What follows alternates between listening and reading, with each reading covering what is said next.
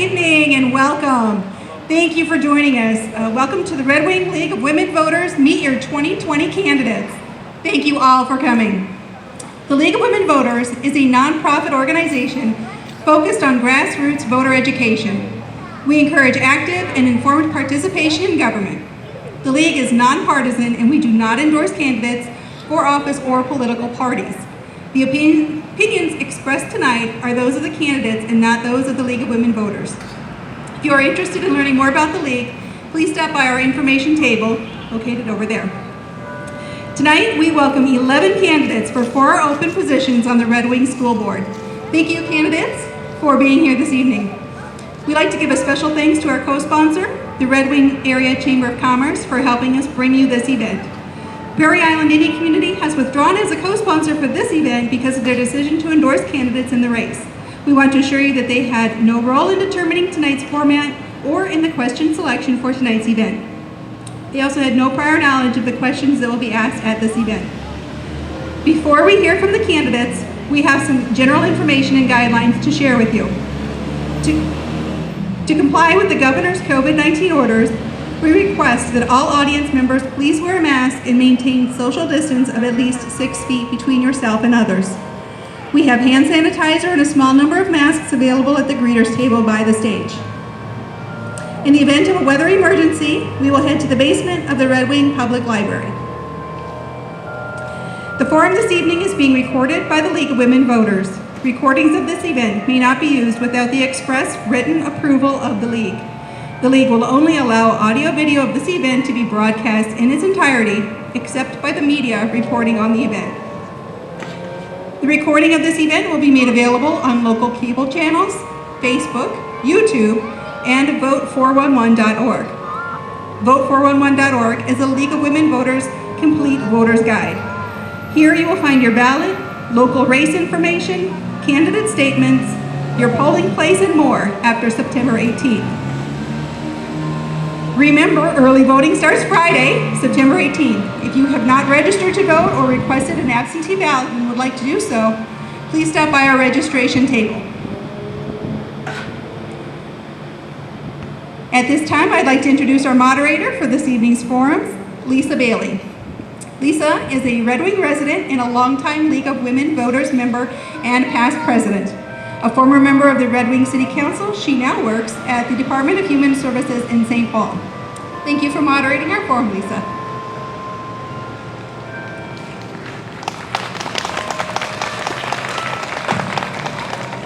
Thank you, Tina, and welcome everyone to this evening's event. We're so happy to have everyone here. For years, we've talked about doing these events outdoors, and we never really had the guts to do it. And so COVID has forced us out of our comfort zone. Great to see everyone tonight. I'm going to go over a few ground rules first. As you notice, we have an impressive and possibly precedent-setting 11 candidates here tonight, and these candidates are vying for 4 positions on the Red Wing School Board. You may vote for up to, but no more than 4 of these candidates. We will not be accepting audience questions tonight while the candidates are on stage. The questions for the candidates were previously selected anonymously online and were reviewed by an experienced League of Women Voters team. None of the candidates has seen the questions. Each candidate will make a timed opening statement and a closing statement. Candidates will have a maximum of 1 minute to respond to a question, and some questions may be short answers depending on our time in a lightning round. If each candidate will be allowed 1 30-second rebuttal, and they will indicate that by raising the orange card that's on their seat. They will have just 1 time to do that during the forum. Since we have quite a few candidates here tonight, I will repeat the question intermittently and if requested by a candidate. At this time, please join me in welcoming the candidates for the Red Wing School Board. I'm going to read their names. I don't have them in order, so as I call your name, if you could please stand and then remain standing until we have, stand and then you can have a seat. You'll be doing enough standing tonight. First, we have Nicole Buck.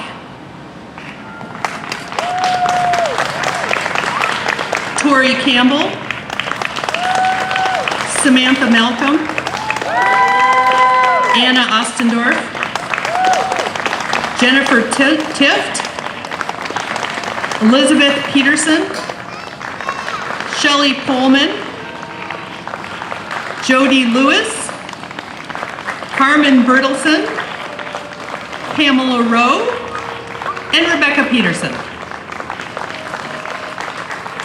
Thank you, if I haven't said it already, to all the candidates for stepping up to do this. Now I'm going to ask that everyone hold your applause until all of the candidates have given their opening statements, and then we will proceed to the first questions. I'm going to, because we have so many candidates, I'm going to read out by sections the order that we will be doing the questions and the opening statements, and then I'll read the next section once we get to the end of those, just so that we don't get confused. And this is a really unusual new format for us. So we'll just ask for everyone's patience as we work our way through this tonight. Our opening statements are first going to be Nicole, and I've asked everyone if they've all approved. It's okay, I'm calling them by their first names. I don't mean any disrespect, it's just easier and less time consuming. The first group will be Nicole, Tori, Samantha, and Anna. Nicole, if you could please start. Opening statements, I'm sorry, yes. Hello. Birth name Nicole Buck. I go by Nikki though. So you can call me either, I'll respond to both. Welcome and thank you for coming tonight. I wanted just to let you know that born and raised in Red Wing area, went to, graduated Red Wing High School, and I stuck around for the last 20 years afterwards. So I come from Prairie Island Indian community, and I also work for my tribal community in the Land and Environment Department, where I tend to the tribal gardens, both in the Food Sovereignty Department and the medicinal gardens.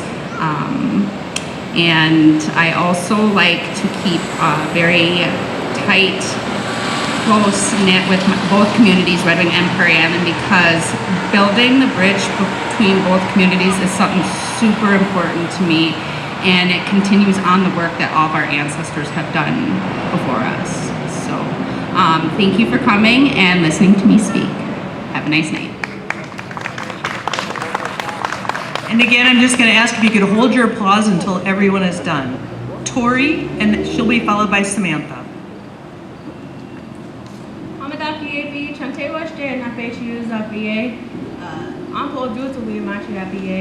Hello everybody and good evening. My name is Tori Campbell. I am born and raised here in Red Wing as well. I spent a little bit of time in the South with my mother. I am also a member of the Prairie Island Indian community. I do multiple volunteer work with the community and within the Red Wing community as well. And I've also gotten to enjoy some time in the schools, volunteering in schools and working with the schools. I'm currently a substitute assistant at the Red Cottage Montessori here in town, as well as a stay-at-home mom. I'm very thankful to see everybody here, and hopefully everybody enjoys themselves. Have a good evening. Thank you. Samantha, followed by Anna.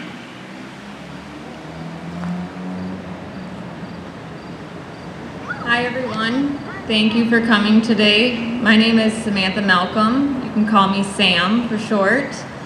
I was also born and raised here in Red Wing, and I'm excited for this opportunity to possibly become part of the school board members. I work full-time at the Red Wing Shoe.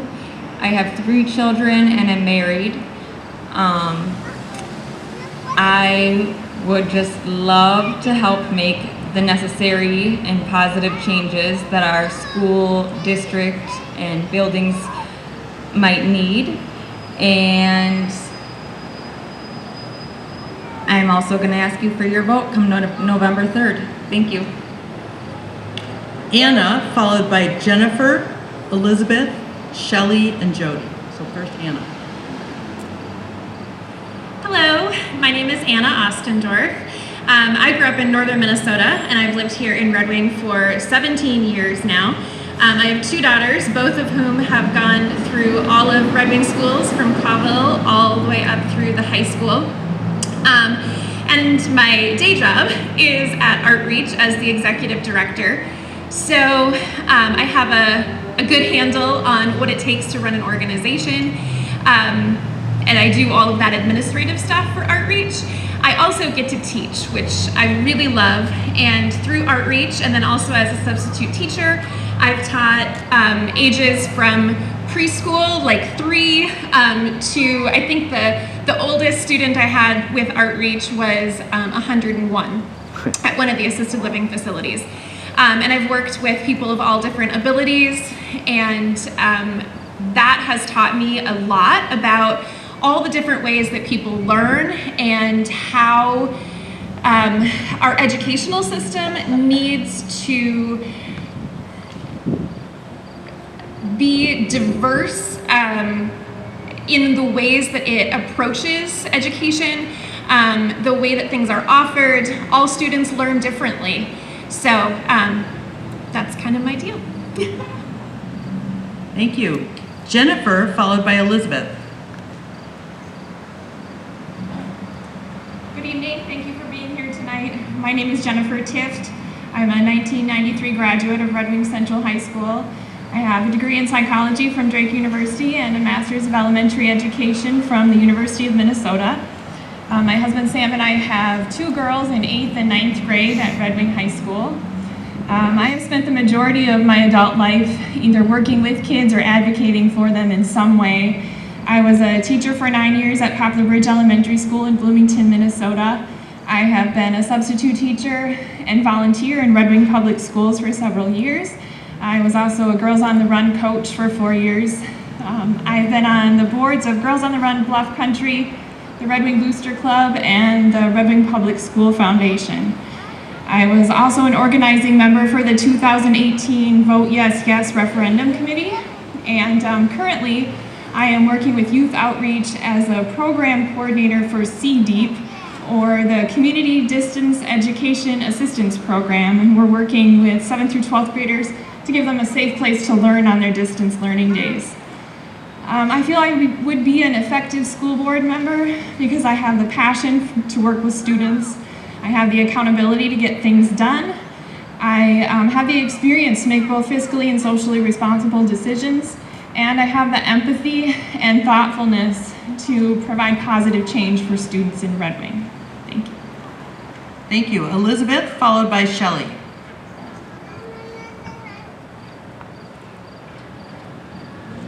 Oh, I knew this was going to happen. I'm always the short one. I'm Elizabeth Peterson. I was born and raised in Pennsylvania as the child of an educator, and I have lived in Red Wing with my husband and our children for almost 11 years now. I know that you are all here because you feel very passionate about our school system and the things that need done, and or the things that need to stay the same, things that you don't want to see changed. And I know that we're short on time, and I don't want to just stand up here and give you a lot of fluff, so I'm here to say that I feel that I would be very effective at advocating for you as citizens and children. I have them. I know what it's like to be a student at Red Wing schools, and my big platform, if you will, is that I really believe that all voices deserve to be heard, and everyone needs to be advocated for regardless. And so that is why I'm here tonight and why I'm running. Thank you. Thank you. Shelley, followed by Jody.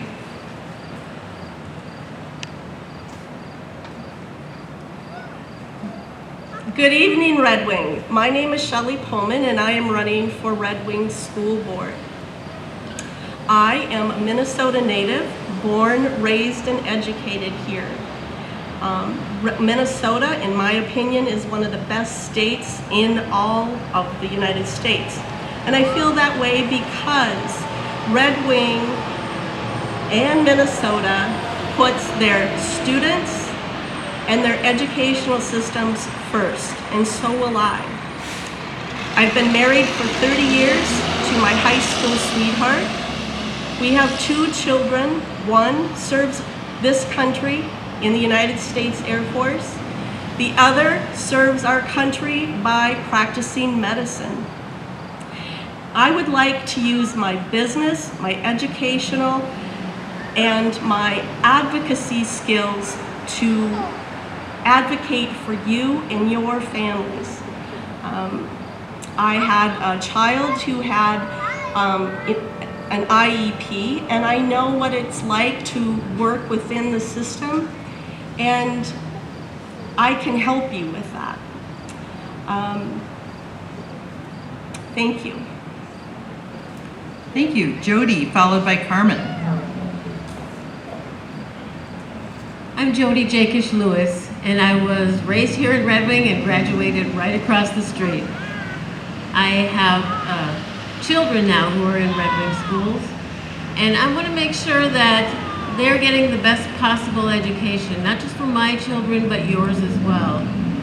I want to make sure that we are focused on the right things and that we're looking everywhere when we are making financial decisions. I want to make sure that all children are part of the conversation, and to make sure that we are maintaining and growing the partnerships that we have throughout the community that enhance the lives and experiences of the students. Because at the end of the day, we need them to be able to survive in the real world when they leave us. So we need a school board that is focused on the best possible education and the best way to deliver it. I hope when you're considering your vote for school board, you consider me as well. Thank you. Thank you. Carmen, followed by Pamela.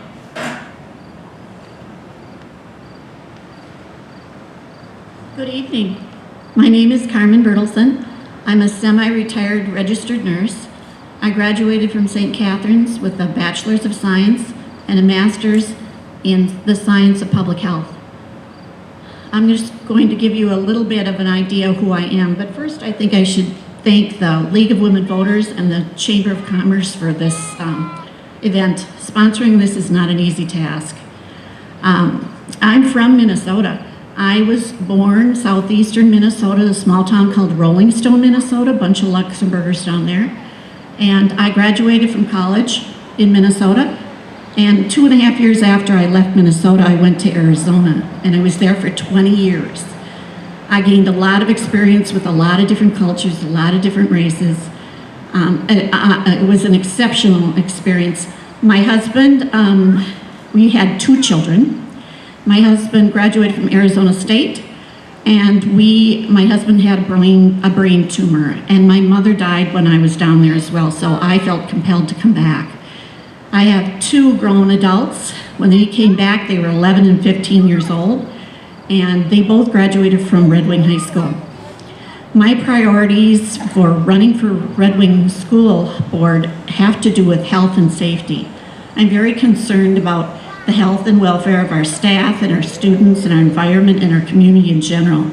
I'm a strong, I plan to be strong in fostering the in-class learning. I think that's very important for kids, both physically and mentally and socially. And another concern of mine and another priority is behavior. I raised 2 boys. Carmen. I think we're going to ask you to move on. Okay. Thank you. Thank you, Pam, followed by Rebecca. Good evening, everybody. My name is Pam Rowe, and I am a current school board member, and actually I sit as the chair of the school board currently. And I want to thank the League of Women Voters for putting on this event. It's always an important evening in the life of the school district and in voting, but also it gives you a chance to meet candidates from all different races. So thank you so much for having us this evening. As a school board member, 4 years ago I ran because I believed that this position as a school board member was a good fit for me personally. It was a great opportunity for me to find a place where I could utilize all of my skills, my leadership, my educational background, and my passions for advocating for children. I have a master's degree in social work, and I have worked as a social worker all of my career, 8 of them as a school social worker. Not here in Red Wing, but in Robbinsdale, which is up in the cities, and Rochester. And I loved that job and quit that for after 8 years to stay home with my children. And my husband and I moved here from the cities about 17 years ago, and we were very happy to do that. I ask for your vote moving forward because I've learned a lot in the last 4 years, and I really feel strongly that we need some consistency moving forward, and I can offer that. Thank you for being here. And Rebecca, please. Hello, I'm Rebecca Peterson. I am married and I have 5 children. We live on a small farm outside of Welch, Minnesota. I was not born and raised in Red Wing, but my husband was. So, in Welch anyway, Goodhue County. And he graduated from Red Wing High School. My kids are ages 12 to 25. 3 of them are currently in the Red Wing High School. I feel like I've gained quite a bit of experience over the years of them going to school. My kids have been in a charter school, a private school, have been homeschooled, and have been in 2 different public schools. And I am running because I feel my experience that I have gained just as a parent is very valuable. And I believe that the school board is in need of just parents to speak for the rest of the parents. And that be their sole priority.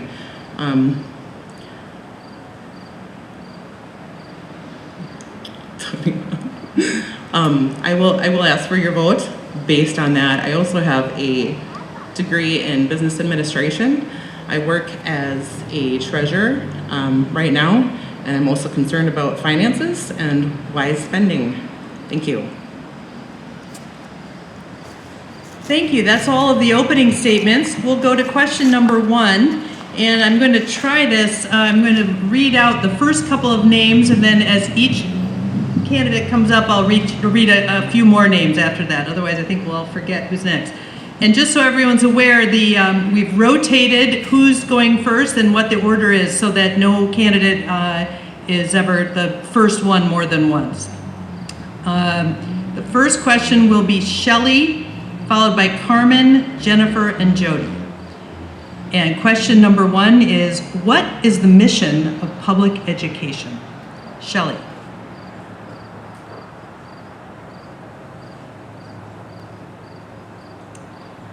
The mission of public education is for a child to graduate, to be able to be self-sustaining upon graduation, but to serve others with their skills, talent, and ability.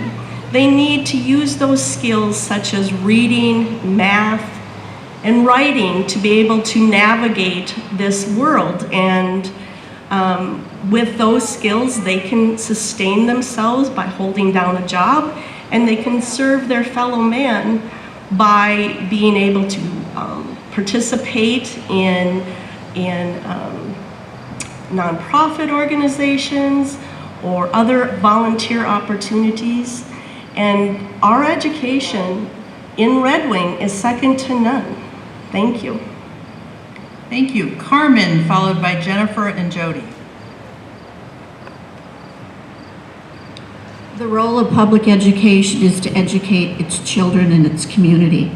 And the best way you can do that is by fostering education, family participation. The students need to be involved, the parents need to be involved, teachers need to be involved. It becomes a community, a whole system of everyone thriving. And things come from the school. What we teach our children is so important. One of the things I learned about being from the Midwest is that it carried me throughout my career, throughout my life. And a lot of times people just said, oh, you're from the Midwest. You have strong family background, you have strong character, and you know how to work hard. And I think that's really important to instill in all of our children that they can accomplish anything if they know how to work hard. Thank you, Jennifer, followed by Jody, and then Samantha. I believe that the purpose of public education is to prepare students for life beyond school. Not just teaching them the basics of reading and writing, but how to think outside of the box, how to be critical thinkers, how to understand the perspective of different people. We need to teach them to be self-sufficient, but we also need to teach them to care for others.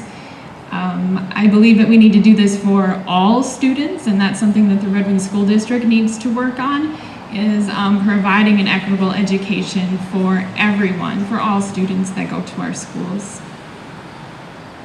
Thank you, Jody, followed by Samantha and Nicole.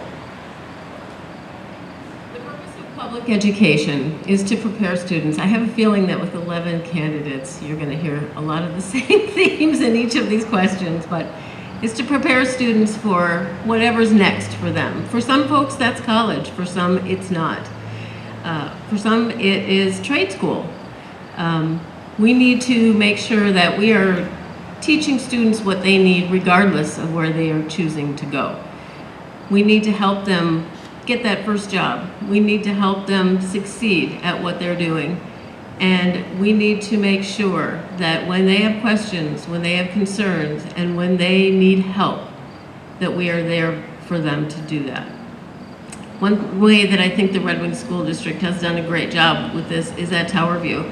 It's a huge thing for our family, and I think it catches a lot of kids. But we definitely need to work on making sure that all students in Red Wing are receiving an equitable education. Thank you. Thank you, Samantha, followed by Nicole and Rebecca. What I believe the mission of public education is helping provide every student with equal opportunity to succeed after school in whatever role they might want to take afterwards. I believe it's encouraging creativity and embracing each other's differences. It's letting students be heard and giving them all the same options and opportunity regardless of what neighborhood they live in or how much their parents make or what color their skin is. They should all be able to succeed with what options we give them. Also, my time is almost up, so I'll stop there. Thank you. Thank you. Nicole, followed by Rebecca and Elizabeth. The mission of public school systems, in my eyes, I believe, is to prepare our children for a future beyond our nest, our homes, our communities, and give them the confidence that they need to problem solve, learn how to tend to their own spirit so that they can give back and be a productive person in the world around them.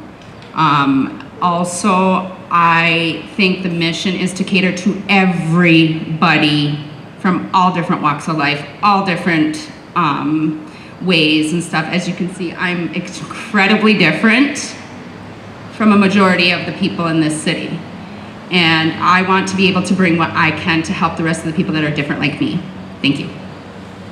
Thank you. Rebecca, followed by Elizabeth and Pam. I believe the mission of public education, again, is to prepare our kids to live outside of our homes and beyond school.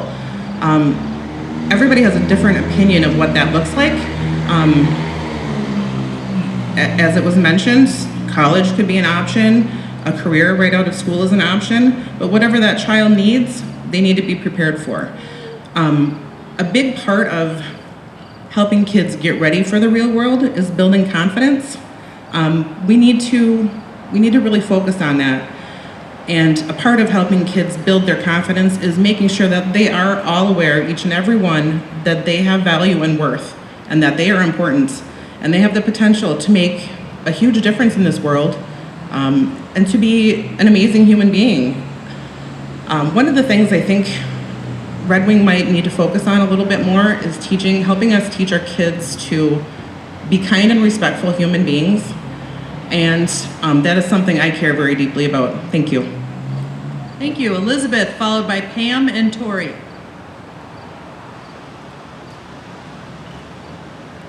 The mission of the public education system, I'm going to go against the grain a little bit, I don't think is just to prepare students for their life beyond school, because for these children, their life is school.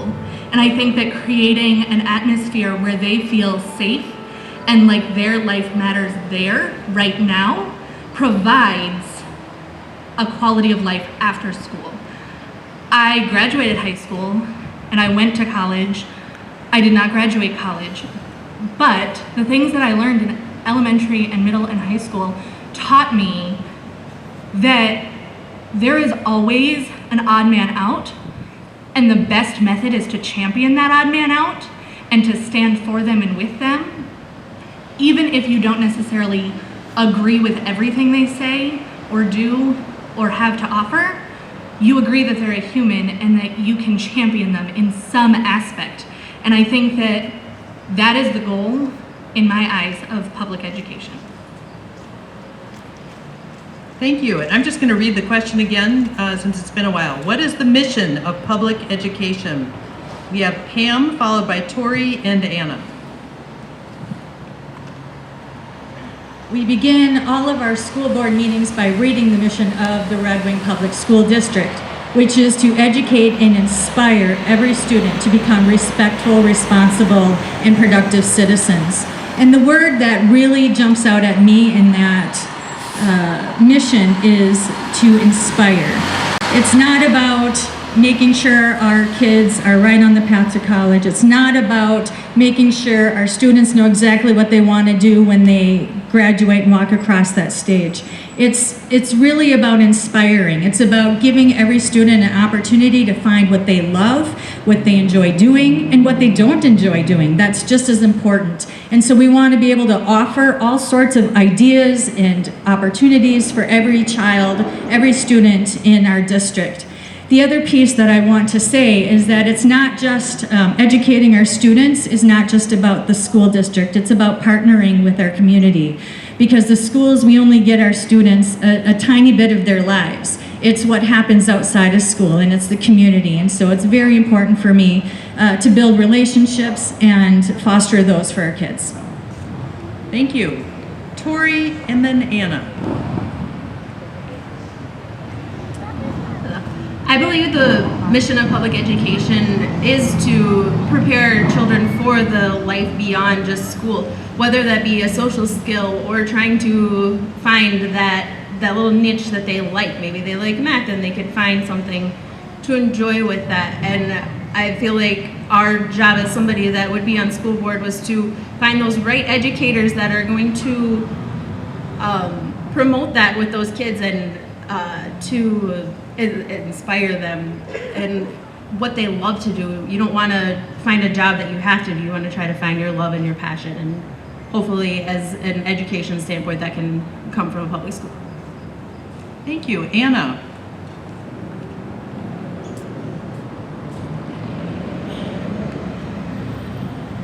I think the mission of public education is kind of three parts. One, that those academic skills, which of course are super important and a lot of times they become the focus, right? But also to develop empathy and to help our kids grow to be compassionate members of our community and learn to work together and to support each other. And then also, as a couple others have mentioned, to ignite their passions, to find out what interests them. Like Pam said, what doesn't interest them? The things that kind of bring that spark alive for them and encourage them to continue moving forward in their life. I think one great example of things that have happened with Red Wing schools is the Flight Path program. of helping kids kind of find that unique path of what speaks to them. And I think we could do a lot more of that type of thing. Thank you. Moving on to question number 2. And first I'm going to read out the first few candidates. It will be Carmen, followed by Anna and Rebecca. Question number 2. What is the primary responsibility of a school board member?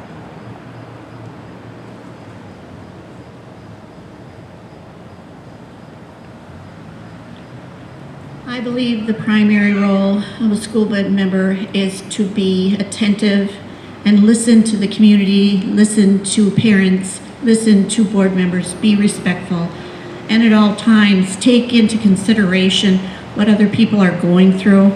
I understand that people have difficult situations.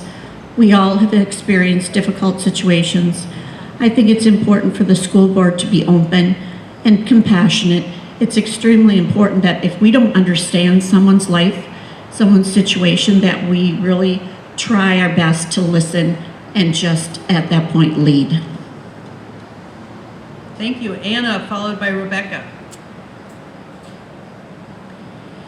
I believe the role of a school board member is supervisory, but not to micromanage. We have a great school system.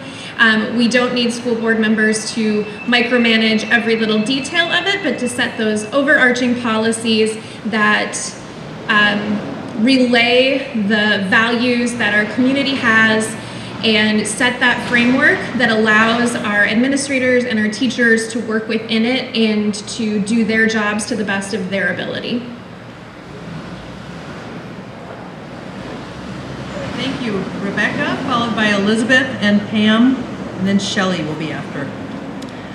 I believe that the primary responsibility of the school board member is to set policies for the school district, and that's a big part of what they do. I also feel that we are, as a public school, obliged to the people that are paying the bills at the school, which is the taxpayers, and that we need to be able to look the taxpayers in the eye and say, we are being good stewards of your money. We are getting the most value that we can with every dollar that we spend. I feel like it's really important that the school board makes that happen. It's also a responsibility to make sure that policies are in place that are able to reach the children where they're at. As it's been mentioned, every child learns differently. Some need help in certain areas and others need help in just getting through the day. It's important that the school is conscious of, every child and making an effort to reach them. Thank you, Elizabeth, followed by Pam and Shelley.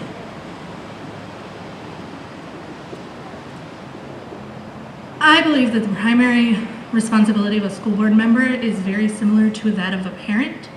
Your job is not just managing money. Your job is not just making sure that the health and wellness of the children is primary. Your job is not just making sure that safety is first. It's not just making sure that the children are educated. It is all encompassing, and it cannot be either or. It has to be all and. Thank you. Pam, followed by Shelley and Nikki. Well, I can tell you I've learned a lot about being a school board member the last 4 years. The job is enormous. But I like to think about school board members as like a scaffolding. We provide the foundation and the basis for everything else that goes on. As was mentioned, policy and procedure, that's a huge piece of what school board members do.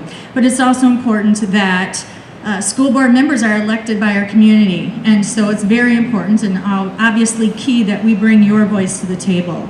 And so one of my great joys of being a school board member is getting phone calls from you and bringing that to the table and talking about what people truly want and believe in and feel strongly about.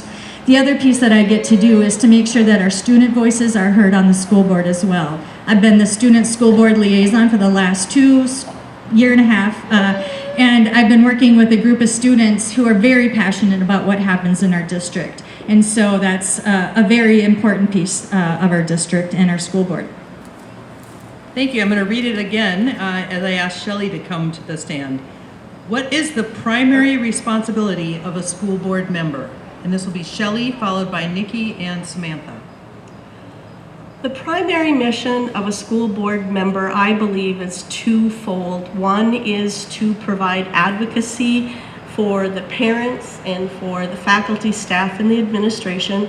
The second is governance, is to review the policies and the procedures and to be supportive of them, but also identify ones that are not working and bring your skill set, your educational background to provide solutions and ideas. And I can do that if elected to your school board. Thank you. Thank you. Nikki, followed by Samantha and Tori. Primary responsibility of the school board member.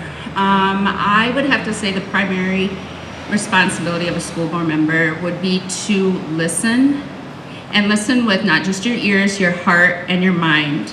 So that way that I can bring the same passion that you have of your concerns to everybody else.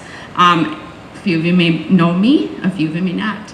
But what I am known for is my passion and my fight to not back down to adversary and to always stand up for what is right, even if I'm alone. Samantha, followed by Tori and Jennifer. A primary responsibility of a school board member to me is multiple things rolled into one. One being working together to review and set policies as needed for our students and faculty members. Also working as a team and listening to the people who are voicing their concerns and listening and actually soaking in what they're trying to get you to acknowledge. Lastly, I think it's probably one of the bigger parts is always putting our students first, just like we would in our own household. Thank you. Thank you. Tori, followed by Jennifer and Jody. I think the primary responsibility for a school board member would be advocacy. Advocacy on financials, advocacy for the policies and the procedures that are done. But a big one of the advocacy of our students, our families. We have so many different kinds of families that we have in this community that all want to be heard but don't know how. If you can reach out to your school board member, that can be brought to the table then on a different level where you don't have to make it a point to do it yourself. Just making sure that you're being fair to everyone and that all of it is being seen. You want your students to see it. Be a member of the community, be out there, be open, and make sure your face is seen. Thank you. Thank you. Jennifer, followed by Jody.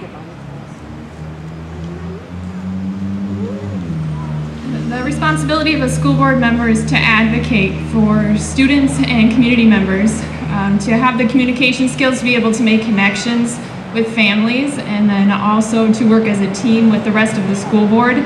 I also feel number two, it's important that a school board member is able to support teachers and staff. They're not there to tell them what to do or how to do their job, but to be that support system for them. And I also believe that a school board member should be able to ask thoughtful questions and be willing to put the work in to find answers to those questions and do things that will benefit the entire community and Red Wing students. Thank you. Jody. I believe that the primary responsibility for a school board member is to find a way to provide the best possible education for every student in Red Wing, in the district, within the constraints of the financials that are available to us, and listening to the community and the staff.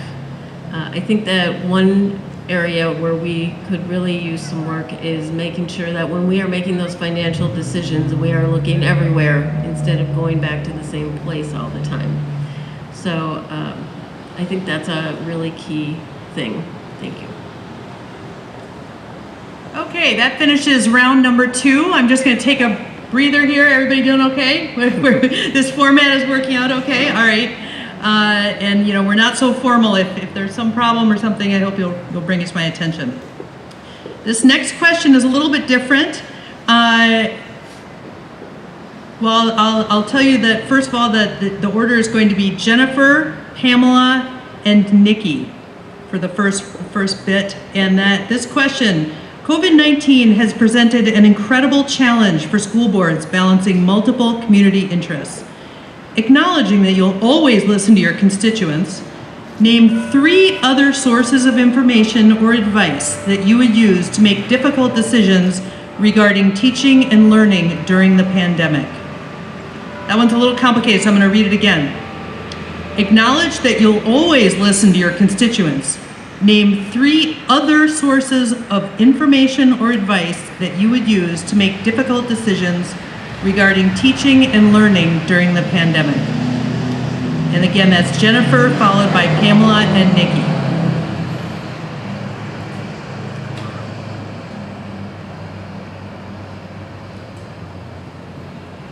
Number one, I think during this pandemic, it's especially important that we are listening to science experts, that we are getting the facts and listening to the advice that they are giving us. Number 2, I think it's important that we're listening to health experts and education experts within our state. They have done a big job in preparing us for this school year, and I appreciate how the Red Wing Public School District has listened to their advice and opened our schools in a way that is safe for students and teachers. Number 3, I think it's important that we listen to our teachers and our staff in the schools. They are being asked to run the schools in a way that they have never had to do before. And I think it is absolutely imperative that we ask them how things are going and listen to the suggestions that they have, the experiences that they're having in the classroom, and adjust as necessary as long as everyone is staying safe. Thank you. Pam, followed by Nikki and Shelley. This is a big one, and it's something that we're constantly thinking about right now, right? I think it's important to listen to parents. What can they do, what can't they do, and where are their own limits? This is a very difficult time, very trying time, and one of the things that we've kept at the forefront of every decision that we've made is what makes the best decision for our families and our learners. We know that students K through 4 or pre-K through 4, that educational foundation is paramount. So that's why when we made decisions, we started with that group and how can we get those kids in every day, all day. So I think listening to parents and prioritizing and taking into account what their concerns and needs are is very important. Another piece is talking to other districts. We don't need to reinvent the wheel. Let's come together to the table to figure out what are you doing well, what's not going so well. And I would also piggyback on Jennifer's response. Our front stage people, our teachers, our educators, our staff, we need to know what's working well and what's not working well, and we need to continue having that conversation on a daily basis. Thank you. Nikki, followed by Shelley and Elizabeth. That's really hard, limit it to 3. I would have to say for the resources that I would incorporate would be obviously science, families and students, and then this one's a personal one for me, but my sister Shelley Buck, because she runs an entire tribal community and plus our businesses and our government side as well. So she kind of has her hands in everything and is up to date with the COVID information because of our community. So those are my responses. Thank you. Shelley, followed by Elizabeth and Rebecca. And I'll just read it out again as she's coming forward. Acknowledging that you'll always listen to your constituents, name 3 other sources of information or advice you would use to make difficult decisions regarding teaching and learning during the pandemic. I would, of course, go to the CDC, the Center of Disease Control guidelines I would also use our local resources within Goodhue County and follow their recommendations. We have to plug into the people, the health community, because they have the answers, they have the experience. As parents, we have children and grandparents and parents. We all have special needs that might meet the criteria where we're at high risk. For example, my child would not be able to attend school in person because he would meet a high risk category. However, we live in a school district that thought these things through, and he would be able to attend virtually, and that would be okay. We have a school system that worked through this all summer long to make this happen for our kids. Thank you. Thank you. Elizabeth, followed by Rebecca and Samantha. I first want to say I am just astounded at how well Red Wing has dealt with the pandemic. I would be willing to bet none of you would want to sit there, because I can say that I would not have actually wanted to have to sit and decide all of that in a split second. Now, I took all that time because Pam literally took mine, which would be other schools and districts, staff and teachers, and our parents, and the students that the parents are advocating for. I do agree with Pam on this. I think that many districts started school well before we had to think about it, and so they're a little bit ahead of us, and many schools also on the East Coast had COVID before we even thought about having it, and so they are 3 steps ahead of us. And if we can use their information and make wiser, better decisions based on what they have done, whether it worked or not, and make our decisions, then I think that's our best option. Thank you. Rebecca, followed by Samantha and Carmen. The one good thing about this pandemic is that it's not unique to us. It's worldwide. That gives us a whole slew of resources that we can look at. Other schools, what are they doing? What is working? The ones that are keeping their cases down, how are they doing it? I'm one of those crazy people that likes to research. So that's what I would do, is look into other schools. Obviously, families have to deal with a lot more educational related things this year than they ever have had to before, whether that be finding childcare or trying to get their kids to school. Their voices are also very important. The other thing that we need to do, obviously, is listen to the governor, the Department of Health. They have pretty clear guidelines on what we can and can't do during this time, and obviously scientists play a role too. Thank you. Thank you. Samantha, followed by Carmen and Anna. 3 things. Number 1, being parents. I think we need to listen to our parents' concerns regarding the safety and health of our students in this district. Secondly, teachers and students, what's going to work best for them as far as returning back to school, or what plan they want to take going forward. Because we need to remember that all students learn at they learn differently and at different paces, and different things might work better for one student versus another. And the last one, I think that we need to listen to ourselves. We need to put ourselves in others' shoes, fill their shoes, and experience what they might be going through, or imagine what might be hard for them. Thank you. Thank you. Carmen, Anna, and Jody. And while Carmen's coming forward, I'll read it. Acknowledging that you'll always listen to your constituents, name 3 other sources of information and advice you would use to make difficult decisions regarding teaching and learning during the pandemic. I believe 3 teaching and learning things that we can bring forward during this pandemic have to do with listening to our experts. Science is extremely important. We have amazing organizations that can support us in this effort.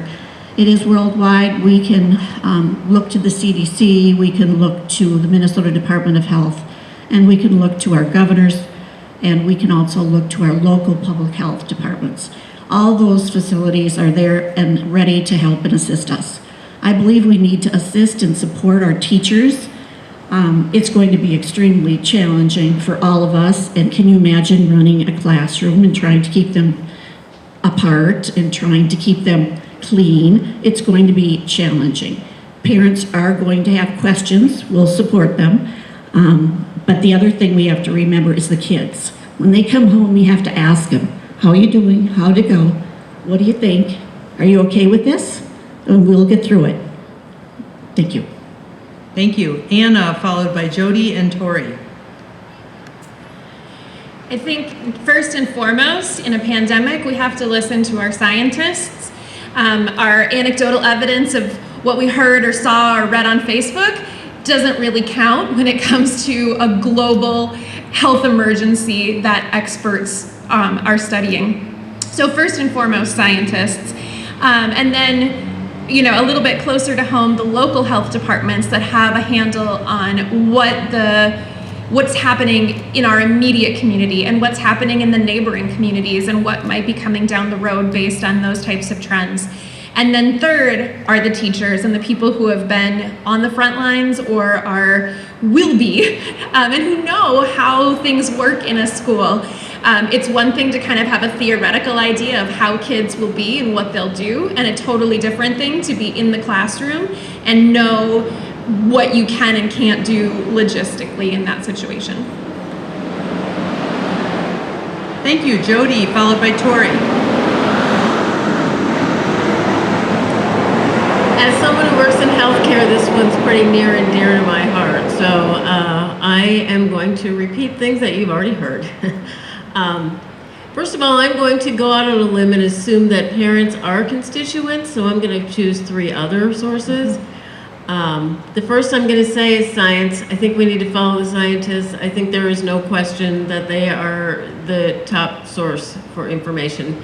Next, I'm going to say we need to go with the Minnesota Department of Health and the Goodhue County health authorities to make sure that we know what's happening right here locally. And finally, I would like to say that we need to listen to the teachers. I think we need to listen to what they're comfortable with and find ways to educate these kids in the way that suits them best while keeping everyone as safe as we can. Thank you. Thank you. Okay, we're going to switch it up a little bit now. I'm going to ask, oh, I'm sorry, Tori, I apologize. Jerry did this last week and I swore I wouldn't do it, so I apologize. We definitely need to listen to science, whether it be the CDC, the Minnesota Department of Health, or even our local Goodhue County sources here. Teachers and students definitely, they're the ones that are in it every day, whether it be hybrid or in person.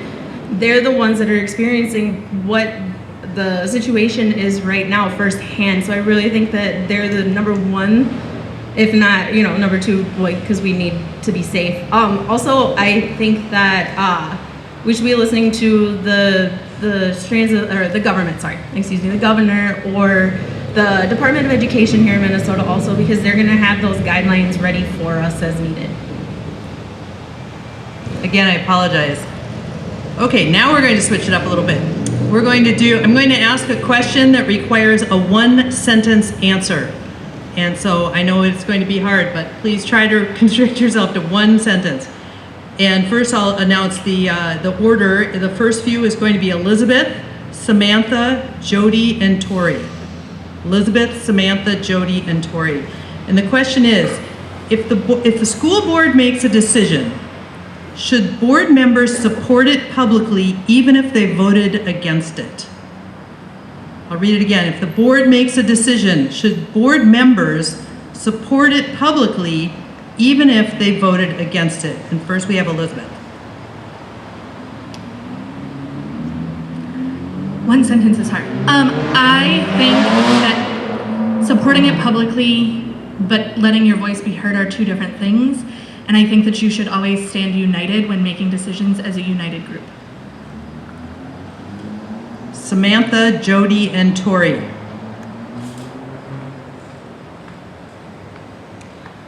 Yes, you should support it publicly because the board members are to work as a team. Thank you. Jody, Tori, and then Pamela. I do believe that you should support it publicly regardless of your stand before the decision was made. Tori, Pamela, and then Nikki. I also agree that you should support it publicly regardless of how you felt that we had to work together as a team. Pam, Nikki, and Carmen. Absolutely. At the end of the day, we stand as one voice. Nikki, then it will be Carmen and Anna. I believe that we should stand together as a board, but also make the reasons why I felt opposing known to. Thank you. Carmen, Anna, and Rebecca. Without question, it has to be a united front and it has to be supported by all. Thank you. Anna, Rebecca, and then Jennifer.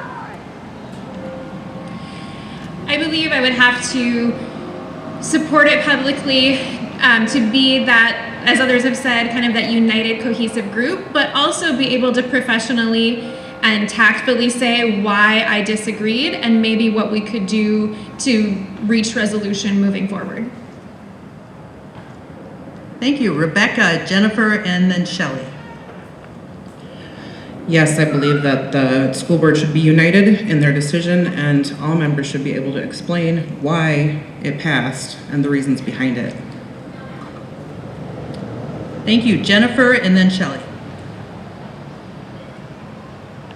Yes, absolutely. We need to be able to work together as a team, but I also feel that we should be able to communicate with school board members and feel comfortable giving our own opinions.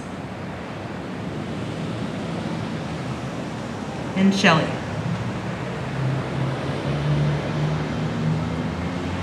Yes, once the decision has been made, we stand united and support whatever endeavor or effort it was that we are trying to move forward. I believe the record, the minutes would reflect my opposition if I did oppose it or if I did support it. But once the decision is made, we move forward as one body. Thank you. Okay, it looks like no matter what happens, we're going to have a really united school board, so that's good. Okay, question number 5, and this will be back to the regular time. And the order is going to be Pam, Nikki, Samantha, and Tori. The question is, please describe the current challenges facing our school district when it comes to the gap in academic achievement between different demographic groups. What would be your approach toward making the teaching and learning climate fair for all students? And I'm going to read that one more time. Please describe the current challenges facing our school district when it comes to the gap in academic achievement between different demographic groups. What would be your approach toward making teaching and learning climate fair for all students? I'm so glad this question is in the mix. This is something that is pretty much at the top of my priority list in terms of talking about equity, and I really feel like every single decision in our district needs to have that word equity at the top of the page. Every decision. When it comes to, I mean, thinking about this, extra credit, is it equitable? Can a student be able, any student be able to get to that choir concert or that band concert for extra credit? Maybe not. So even things that we don't think about that aren't equitable really do play a piece in that equitable education. I also think that pre-COVID, we've seen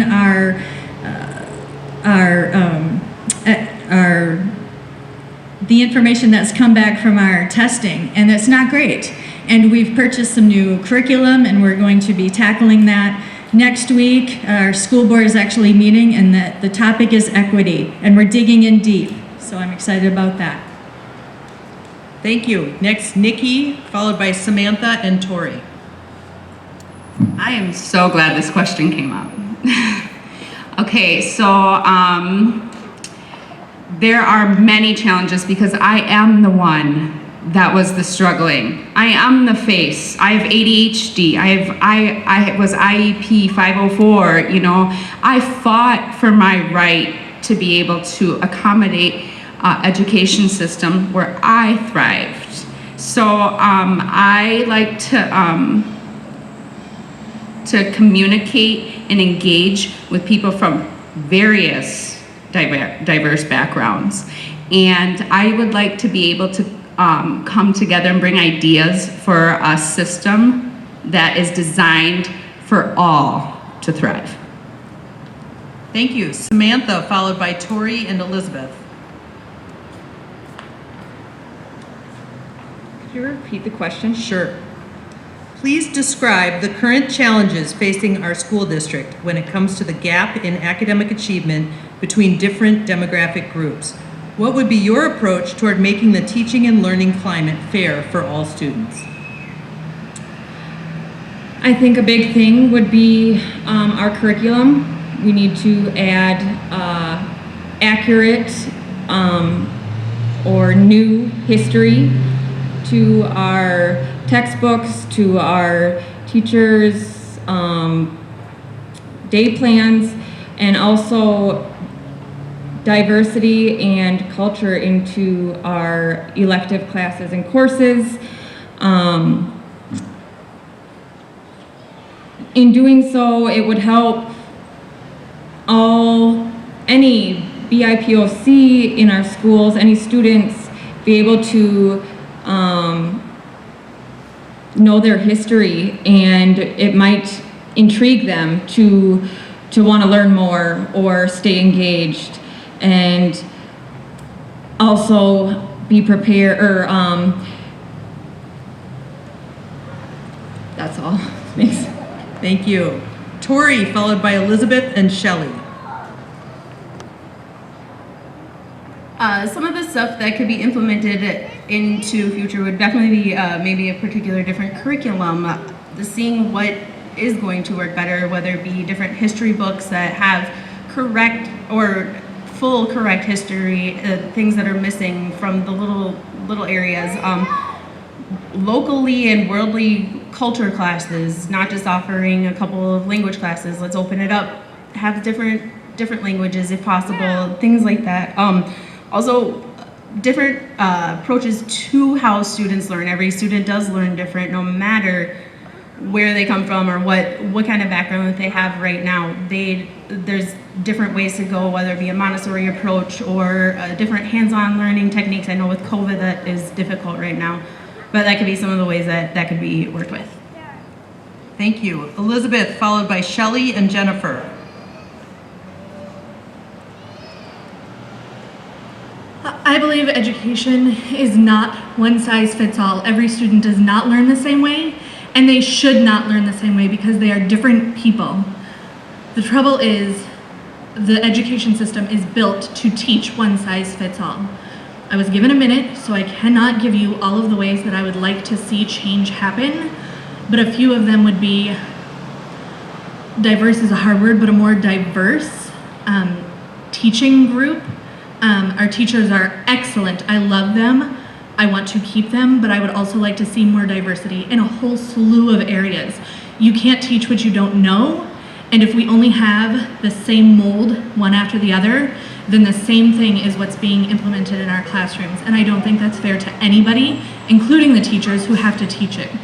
I also don't mean that certain teachers should have certain kids. I think that all students should experience all teachers, and I think that enticing more diverse teachers is one of the ways that would close the gap. Thank you. Shelley, followed by Jennifer and Jody.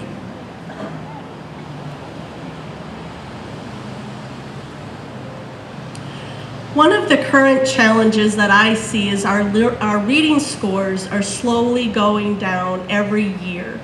And I would love to look at the curriculum and see, are we offering reading material that is representative of our students' interests? Are we reaching out to community members to bring that reading material to life? Are we connecting with our community to ask what they would like for our children to be reading or to be participating in? And if we work together as a community, we can raise our learning, our reading scores by connecting with mentors and the like. Thank you. Thank you, and I'm going to read it again as our next candidate comes up. We have Jennifer, Jody, and then Anna. Please describe the current challenges facing our school district when it comes to the gap in academic achievement between different demographic groups. What would be your approach toward making the teaching and learning climate fair for all students? I recently heard the achievement gap called the opportunity gap, and I think that is a better phrase to use because this is all about the opportunities that we provide for students. One of my favorite quotes is from Maya Angelou, and it's, "When we know better, we do better." And I think as a school board member, we need to know better by listening to our students and our families to understand their experiences, and to our teachers to see, understand what's happening in their classroom, take a look at that data, and then in order to do better, I think we need to examine our curriculum, as others have said. We need to examine our hiring practices, our staff development for teachers, in order to make systemic changes that make a meaningful impact in the lives of students. Thank you. Jody, followed by Anna and Carmen. I think the question took a minute to ask, so I'm not sure how I can answer it in a minute, but I'll do my best. The current situation is that communities of color suffer an educational gap. I mean, there's just no question about it. As a school board member, one of the things I would love to see is for us to just get into those communities and find out what they need. Let's find out how to address it from their point of view. As others have said, I do think that our staff could be more diverse. I feel like our staff should reflect the student population, and I don't think that right now it does. I feel like we have very few teachers and staff of color, and I think that would be very beneficial in having students see people like them. So those are just a couple of things. There isn't very much time for this question. Thank you. Anna, Carmen, and Rebecca. So I think students learn the best when they feel safe, when they feel welcome and respected, and when they're engaged in content that interests them. And right now we have students who don't feel safe, welcome, and respected. So I think a first step is really listening and figuring out why, what's going on, and getting kind of to the root of that, and then to see how we can address that.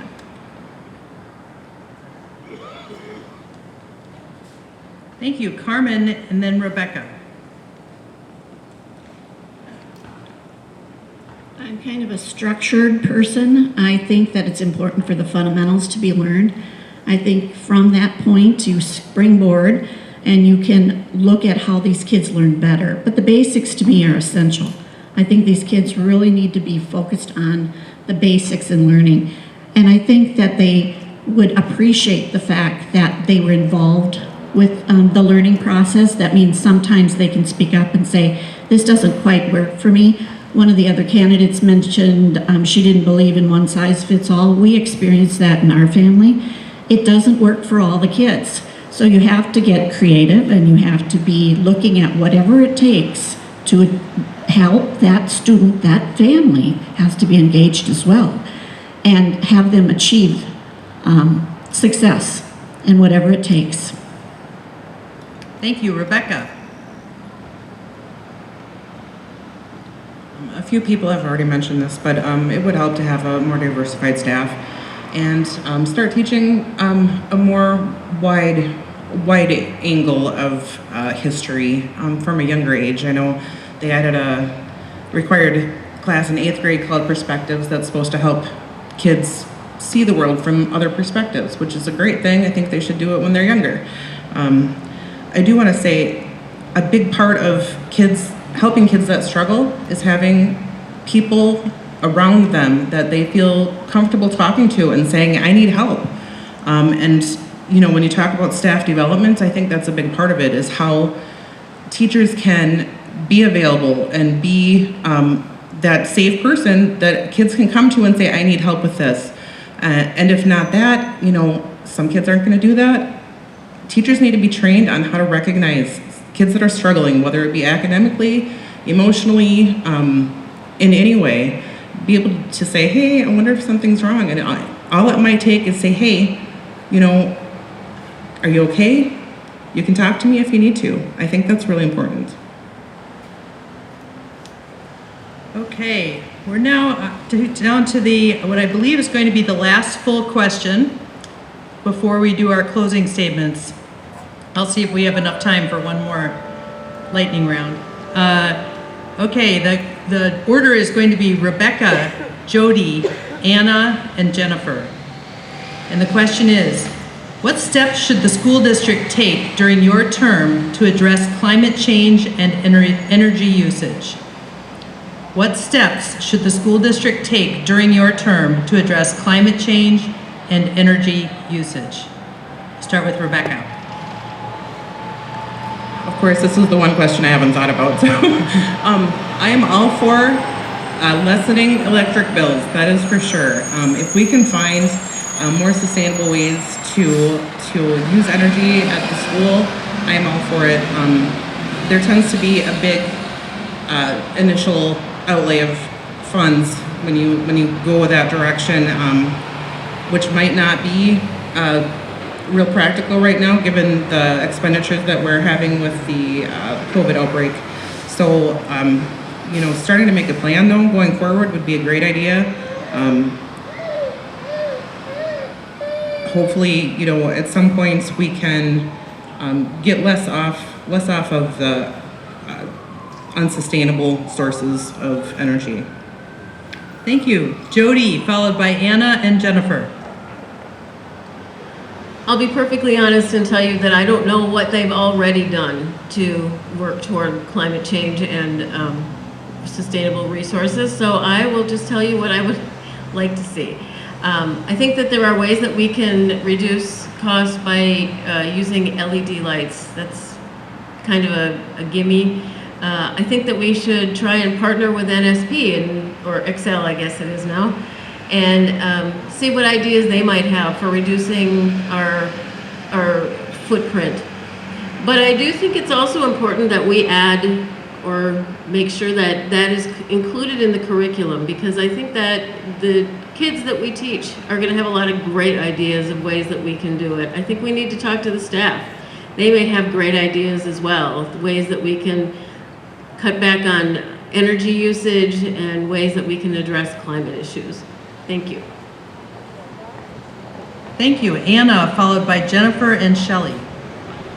I'm definitely not an expert on efficient energy usage, but I think that's something that we could do, is to look at who those experts are and what can be done within our district to reduce our consumption of energy, and then what kind of alternative energy might be possible, and what has been done, how it's worked, like behind the fire department where they have the solar panels over the parking, things like that. How's that worked for the city? I honestly don't know the answer to that, but looking at some of those things that have happened in our community already and seeing if things like that might be able to be replicated in our schools.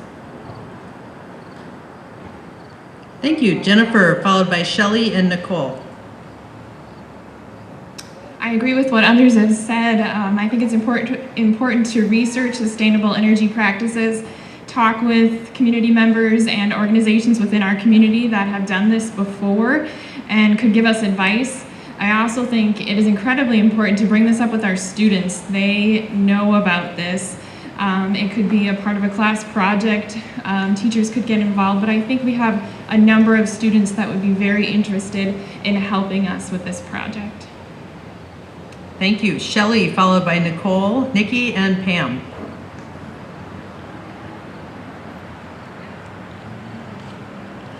Two ways that we could conserve our resources is one, is our water, having automatic toilets, having automatic hand washing where there's not a waste of that resource. Another way that we can conserve is through or save is through our insulation and through our and through the windows. And I know the building and maintenance crew, I was looking at their efforts, and I know they spend a lot of time making sure that the windows and the doors and the insulation meet the code so we can save energy through our heating and cooling bills. Thank you. Thank you. Nikki, followed by Pam and Tori. Oh, these are some really good questions tonight. Can you tell my passion's been tripped?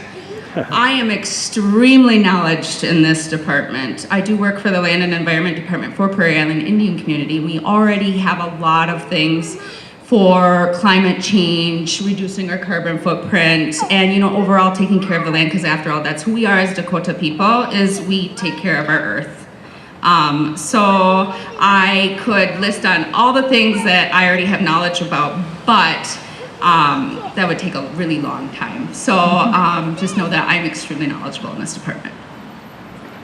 Thank you. Pam, followed by Tori and Samantha. I recently had a conversation with one of our student school board members, and this was going to be their pet project for this last school year was to dig in and answer this question and see how we could do better. And as he started going out and looking at what we're already doing, he came back to me and he said, Pam, you would not believe how great we're already doing. So great job for that. But we do already have a solar panel system that we're utilizing for electrical energy, and so we've been able to reduce a lot of our monthly bills already, and we have plenty more space behind the high school that we could actually utilize more solar panels and reduce our bills and our carbon footprint. But it's also, I agree with the comment earlier about teaching our students what more can they do, because really we can do it as a district and have a really great impact that way, but it also comes down to our daily practices and what we each do and can be personally responsible for. Thank you. Tori, followed by Samantha and Elizabeth. There are many different ways that you can become more green and trying to become more aware of the climate change, and I agree with everybody else. Definitely getting the students involved. Where can they help us, because they're probably going to have more ideas than we are. Whether it be, I didn't know that we actually already had solar, but maybe there's more solar. We can find grants or different tax cuts that are able for solar or wind power. I know it gets windy up at that high school, things like that. Also, just simple things like making sure lights are off that don't need to be on at the school. Maybe that's something some of the students can help do. And even if it's possible, get the kids outside. Find outdoor classroom type situations where either they're reading or doing things outside too, and turning off those lights, reducing that carbon footprint, or more like classes that are relevant to the earth, like whether gardening or just knowing what a tree is and where you can find those things to go forward in the woods, things like that. Thank you. Samantha, followed by Elizabeth and Carmen. I'm going to be completely honest and say I did not educate myself very much on this topic, but I am on board for anything that will reduce costs in our schools to help lessen any financial burdens that our families in this district are experiencing. If we can take away any other costs or finances that parents need to send to school due to reducing our carbon footprint or any other energy efficient topics, then I'm on board, because there are families that struggle, and if we can, as a district, reduce costs, then we can help our families reduce those costs as well. Thank you. Elizabeth, followed by Carmen.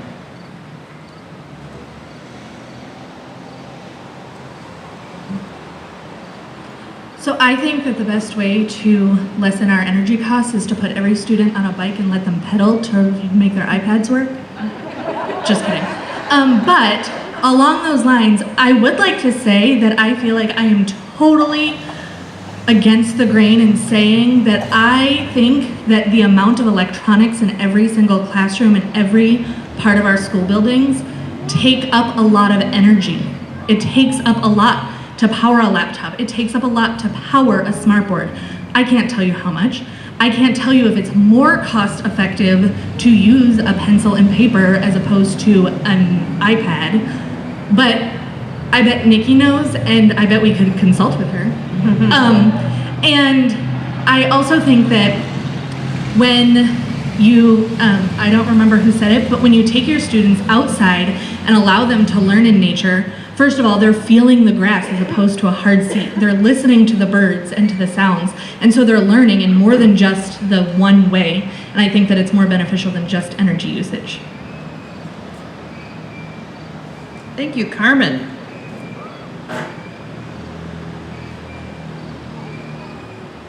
I think this is amazing, an amazing subject. There's so much to learn and understand, and there's so many different opinions about climate change these days. And I think we need, especially in this community with the beautiful river and the beautiful bluffs and all of the assets of living in a small rural community, it's important for our kids to really understand what their future could have, what it could hold for them. And I think having a curriculum that has this kind of subject, climate change, embedded in it through activities and interests and reading materials is extremely important for these kids. They need to appreciate their environment. They need to be good stewards for their environment. And I think it'd be fun to just see what they know about their community, what they know about their state, what they know about our country. We're energy free now, and so to speak. And I think it's exciting. I think it should be part of a curriculum. Thank you. Okay, I think what we have enough time for one quick lightning round before we go to our closing statements. And this is going to be a yes/no question. I'm going to ask the question, and then I'm just going to go through and state the candidate's name. And if you're comfortable, you can just sort of shout out the answer from where you're sitting. You're also welcome to come forward if you'd rather do that. The question is, I'll give you the order for the first few. Anna, Pamela, Elizabeth, and Nicole. Anna, Pamela, Elizabeth, and Nicole. The question is, school safety means different things to different families. Should Red Wing schools have active shooter drills? I'll read it again. School safety means different things to different families. Should Red Wing schools have active shooter drills? Anna. Unfortunately, yes. Pamela. Yes. Elizabeth. Yes. Nikki. I'm a busybody, so I like to get up. Yes. Shelley. Yes. Jennifer. Yes. Samantha. Yes. Carmen. Yes. Rebecca. Yes. Tori. Yes. And Jody. All right, another united school board. All right, that brings us to our closing statements. We're going to ask each candidate can come up, and I believe they have 90 seconds? 60 seconds, I'm sorry. And I just want to thank our timekeepers here who are doing a fantastic job.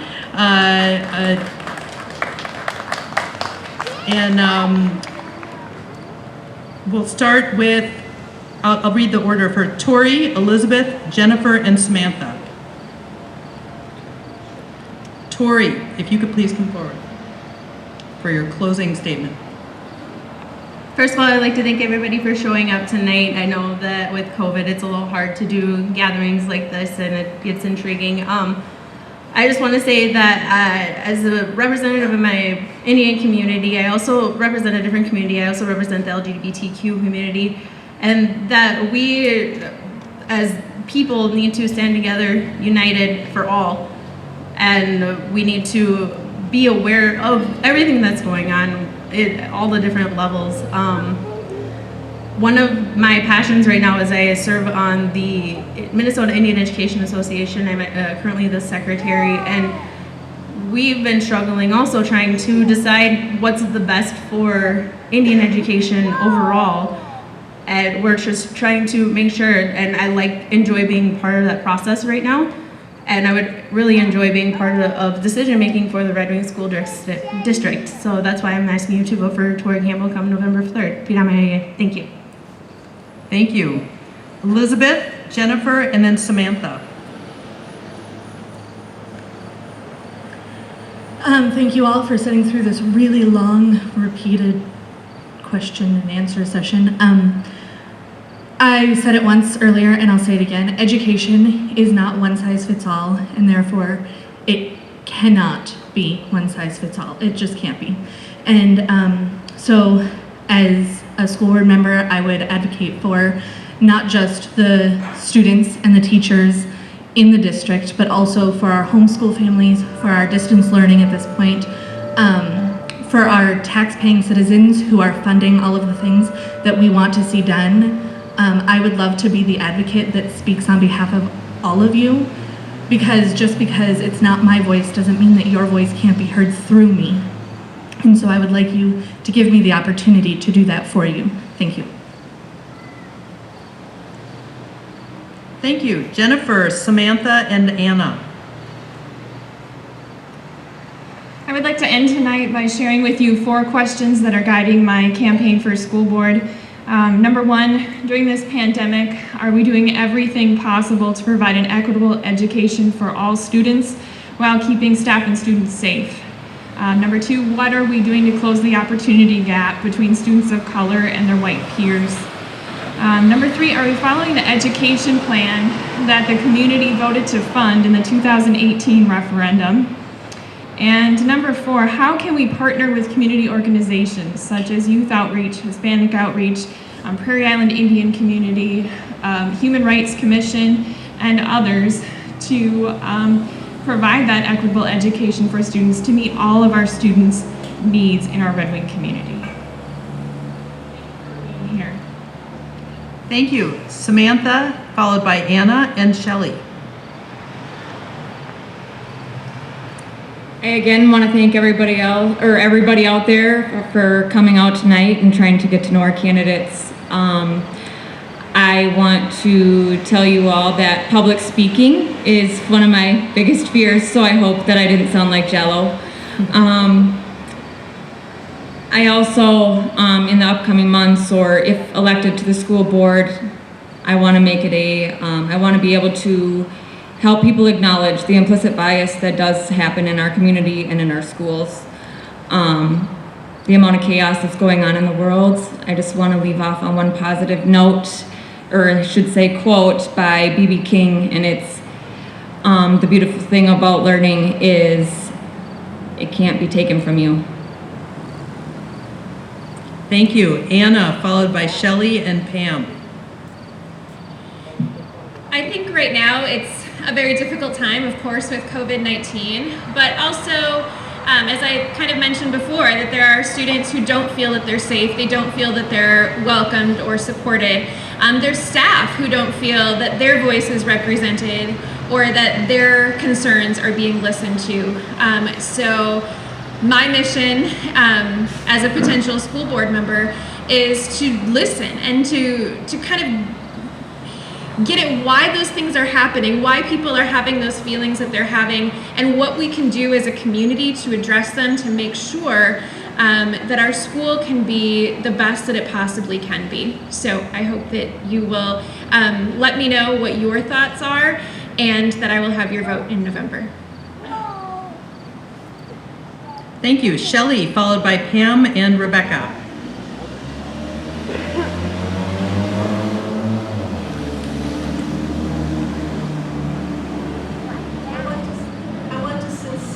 Thank you for coming out this evening. I know it's a lot of time to sit there and to listen to all our answers, but I wanted to thank you all for that. I also want to thank our hosts for putting this on. This is an excellent opportunity to talk about our platforms. I know there might be additional questions that you have about myself and my campaign, so I invite you over to my table so we can continue the dialogue and the discussion.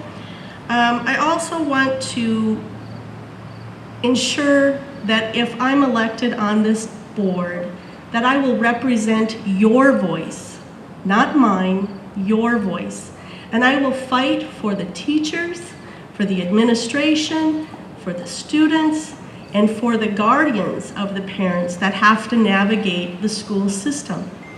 I think Red Wing has an excellent school system, and it needs us to support it. It's very easy to complain, and it's very easy to point fingers. I'm sorry, I'm done. But we have to work together, and we can find good solutions. Thank you. Thank you. Pam, followed by Rebecca and Nikki. As a mother of 3 kids, and we've lived here their whole entire school lives, it has been such a joy to watch them grow up within the school district. We've experienced everything from early childhood family ed on up, and we've been very active in our school community. It's been my very distinct honor and privilege to be able to have served on the school district these last 4 years. I've learned a lot.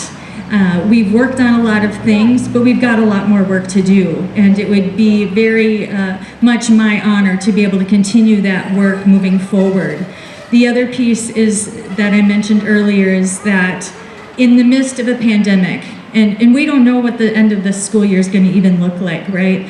But I would really love to continue the work that we're currently doing, that we continue to do, and I can offer that consistent voice at the table. Thank you for your vote and your consideration. Thank you. Rebecca, followed by Nikki and Jody. I would also like to thank the League of Women Voters and everybody who came out tonight. It's so heartwarming to know everybody cares so much about the kids and the education. I do too. The reason I'm here, I'm with Samantha. This is terrifying, but I care about kids. I volunteer at the kids' school. I volunteer for 4-H for years. For Sunday school. I love kids, and I love helping them grow as human beings.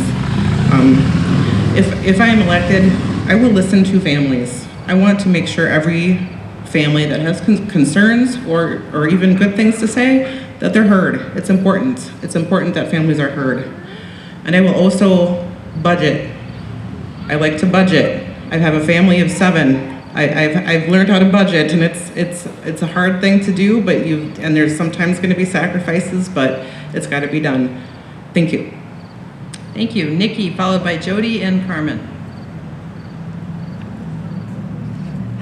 So as I stand here in front of you today, I just want you to all know that I am the different. I am the child that struggled, but I fought for my right to exist in a world that I felt I didn't belong in. So as November 3rd comes up, you said you want diversity. You said you want different. Vote for Nikki Buck. Thank you. Jody, followed by Carmen. I'm going to start by asking for your vote on November 3rd. But more importantly, I would like to thank you for coming, for those of you who are here, and thank those who are watching from a safe distance tonight. I want to thank you for engaging in your government. The people on this stage are why we say that we have a government of the people. It is so important that everyone vote, and I hope that you will encourage your friends and family to vote as well, because our democracy depends on everyone exercising their right to vote. And we can't say that we have a government for the people until all of the people are choosing their leaders. Thank you again. And Carmen.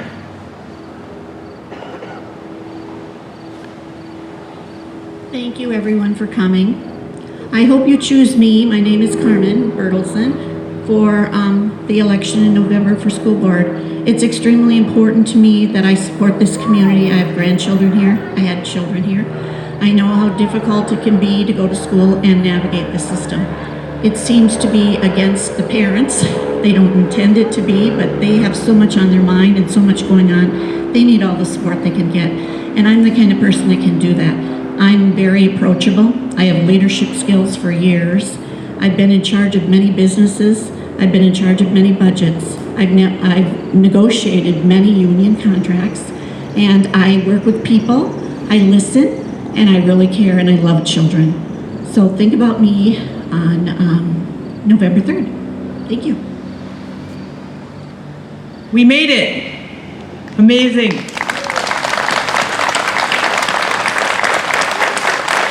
Thank you to everyone. I just have to say, as someone who's run for public office, I know what a huge deal it is when you put your name and your life on the line for something you care about. And I just want to tell all the women here, first, I mean, we can all, I think, agree on one thing, that we have this incredible wealth of knowledge and experience and passion in this community, and that's amazing. And so I'd like everyone to give a big round of applause to these women just for standing up and being part of the process.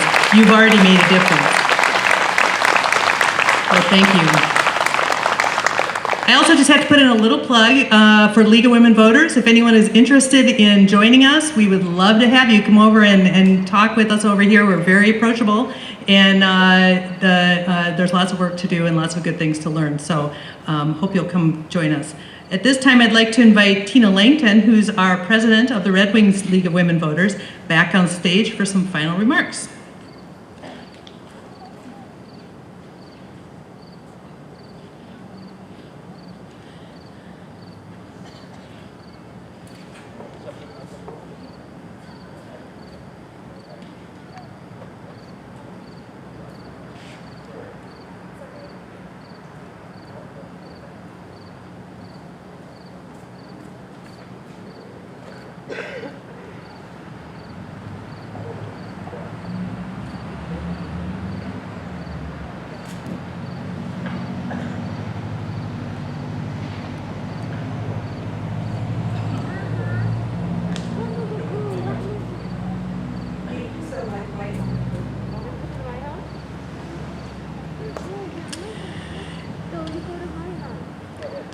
All right, thank you, Mike. Thank you, Lisa, for leading the forum this evening. Thank you again to the candidates for participating tonight, and to our co-sponsor, the Red Wing Area Chamber of Commerce. A big thank you to you, the voters. We hope to see you on Thursday at 5 o'clock here in the same space to hear from our mayoral and city council candidates. And also, I would like to give a special thanks to Tom Fian for doing the video for us. And the first one is on the League of Women Voters Red Wing Facebook page and on Tom's YouTube channel, so please check it out for the county commissioner's race and the state races. Thank you to Mike Murphy, our sound guru.